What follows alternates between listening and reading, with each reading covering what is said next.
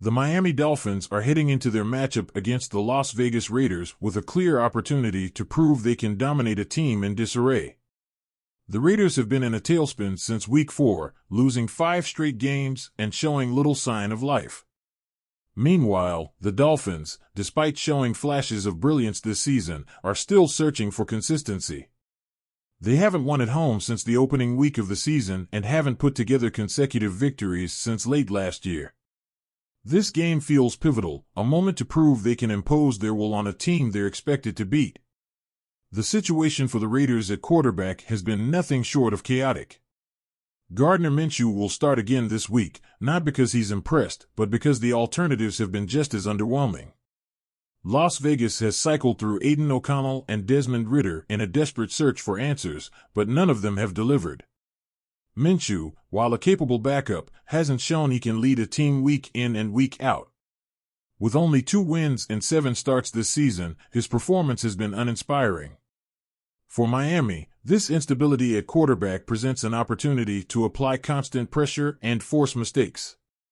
Whether it's Minshew or one of the backups finishing the game, the Dolphins' defense should be able to exploit the lack of rhythm and chemistry in the Raiders' passing game. Adding to the Raiders' woes is their inability to run the football effectively. Alexander Mattison leads their rushing attack with just 33.4 yards per game, while Zamir White isn't far behind at a mere 24.9 yards per game. These numbers are abysmal and highlight the Raiders' struggles to establish any sort of ground game. Miami, on the other hand, has shown improvement in stopping the run, recently holding the Rams to just 70 yards on the ground. This matchup strongly favors the Dolphins, who should be able to control the line of scrimmage and keep the Raiders from sustaining long drives. If Las Vegas can't run the ball effectively, they'll be forced to rely on their shaky passing attack, a scenario that heavily tilts the game in Miami's favor.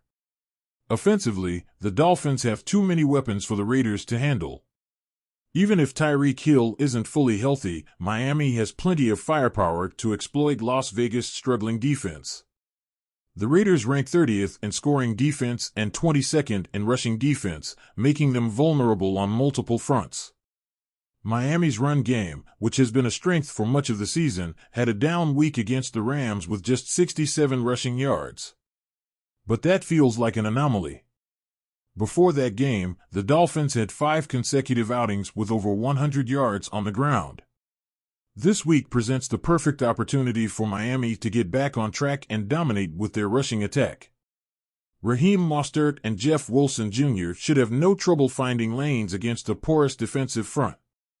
In the passing game, Tua Tagovailoa's quick release and precision will be crucial. The Raiders' defense does have a standout in Max Crosby, who leads the team with 6.5 sacks and has the ability to disrupt plays. However, if Tua can continue getting the ball out quickly, as he's done all season, Crosby's impact will likely be minimized. Miami's offensive line will still need to be sharp, particularly Kendall Lamb, who will have the difficult task of keeping Crosby in check.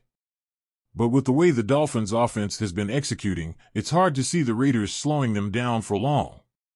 For the Raiders, their options in the passing game are limited. Davante Adams, once their star wide receiver, is now with the Jets, leaving rookie tight end Brock Bowers as their primary weapon. Bowers has been impressive this season, leading the team in receiving with 580 yards on 57 catches. However, Miami's defense has the personnel to neutralize him.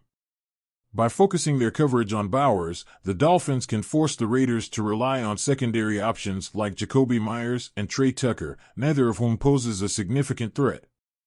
If Miami can effectively take Bowers out of the game plan, it's difficult to see how the Raiders move the ball consistently. This game is a test for Miami. They've shown they can compete against strong teams, but have struggled to dominate the games they're supposed to win. That's been a lingering concern for a team with playoff ambitions. Facing a Raiders squad that's among the worst in the league in several key statistical categories, the Dolphins have no excuse not to win convincingly. It's not just about getting a win, it's about proving they can handle business against an inferior opponent and build momentum for the stretch run of the season. The Raiders, for their part, have little more than pride left to play for.